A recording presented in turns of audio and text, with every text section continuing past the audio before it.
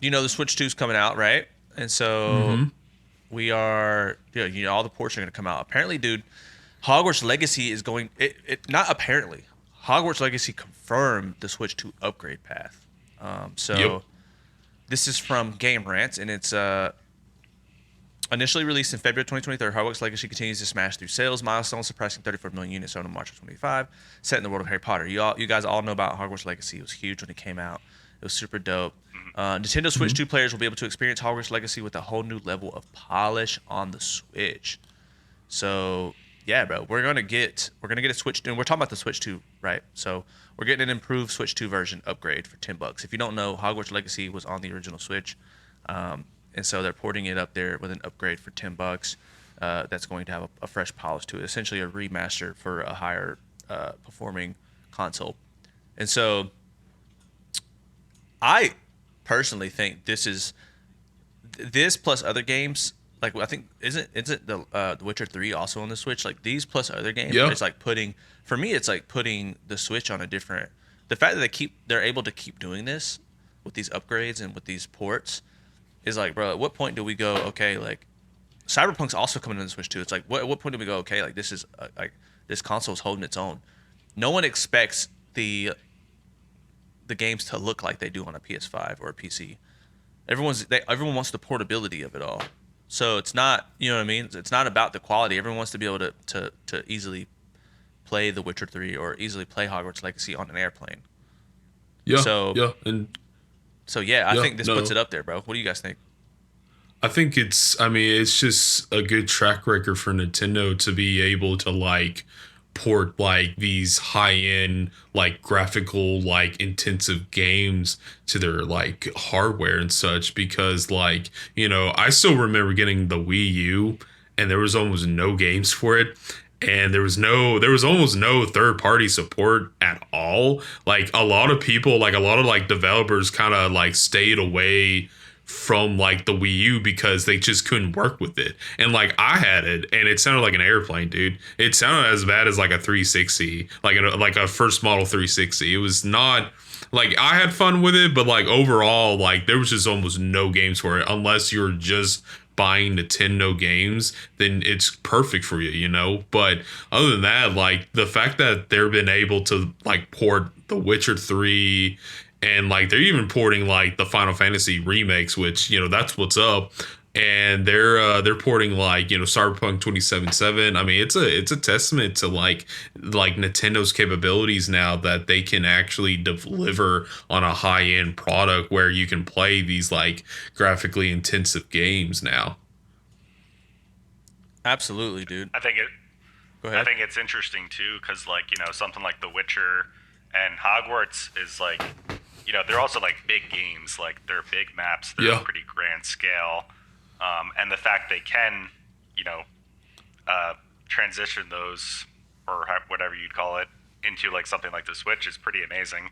And I wonder, as that continues to develop, as like the technology on the Switch or something similar, develops, gets better, gets more high quality, are we going to start seeing like that divide a little? Like people love, big screen, high quality gaming, but then also like what's like handheld gaming going to Yeah. turn into in the next few years or the next decade as it gets better? Like, is that going to start to see like a uprising a little bit Hmm. where you like, having to delete like similar, just like mobile, having your phone, like how is that going to develop? Are people going to start leaning towards that a bit too? Lean towards it more? Is having a big console going to deter some people and they'd rather have like this mobile portable version? Like, I'm just curious to see as it develops, It, where we're going to see it in 5 years and 10 years. Like, I'm sure it's going to be moving fast, and it's almost like it's kind of creeping up, you know. And yeah, I'll be curious how something like this does, and then what it leads to. yeah, no, 100%. That's a great point, dude. I mean, just look at the Steam Deck, dude.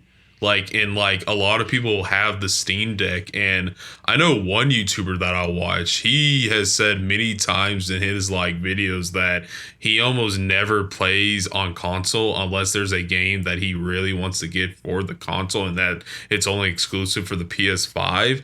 But otherwise, he's playing on a Steam Deck. And that thing's beefy too. Like my buddy Morgan actually had one, and I actually played the Spyro remakes for it, and it ran at like over 60 FPS. It was on the highest setting. I was like, man, this game actually can play on this thing. I was very impressed. So I can definitely see where people are like, man, I don't really want to play on a TV. I want to like play on the go, like my phone and stuff, but I want to play those high end games. So I can definitely see like a little bit of a divide there, dude. So 100%. And like I said before in the last episode where we talked about Xbox, it's like I think I don't know if I had to make a prediction. I think that Xbox is going to naturally getting to the portable world and somehow, and they're like the one company that hasn't even done it yet.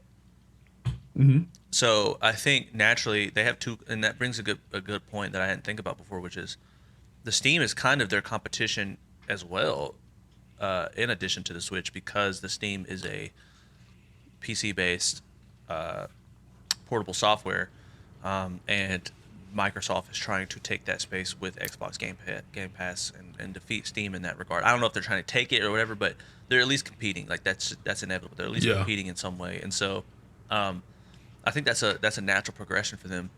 And I think that PlayStation is just going to dominate the console world. And the reason I say that is because once that happens with the portable world, I think the PlayStation is going to be like, okay, when people come here to play the best games at the highest fidelity. So I think you're right. I think that's a good thing to consider, though, for developers is, Chris, what you were saying is because, like, why not maximize the amount of money we can get? Like, if you find out that a high percentage of the player base is on some sort of portable machine, then you're going to want your games to be getting ported to that, like regardless, Yep. Yeah. unless you're an exclusive of some kind.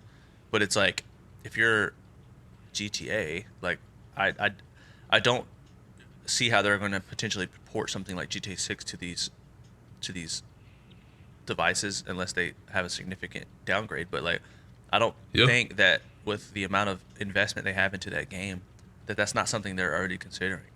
Like, and maybe it's in the long play because they kind of rolled out first person and they kind of rolled out remasters and upgrades and all that stuff later on throughout the last you know 11 years that the game's been out, and maybe that's in their game plan. But I definitely think it's in the cards at some point. So I think you're right, man. The world's going to change, just like anything. Phones get smaller, but they get more powerful. Gaming is going to transition, and there's going to be less of a black and white. So seeing stuff like this happen at Hogwarts Legacy, I don't know if these screenshots are from the Switch, but if they are, that's insane. Because Yeah. it looks I mean, pretty I good. just watched a comparison video of like the Switch 1 and the Switch 2 with Hogwarts Legacy, and like the leap is very noticeable. Like you get like higher contrast, you get more details in the textures. Yeah. Everything's a little bit brighter and such, and I'm like, wow, this is a big leap forward. So that's good on them. So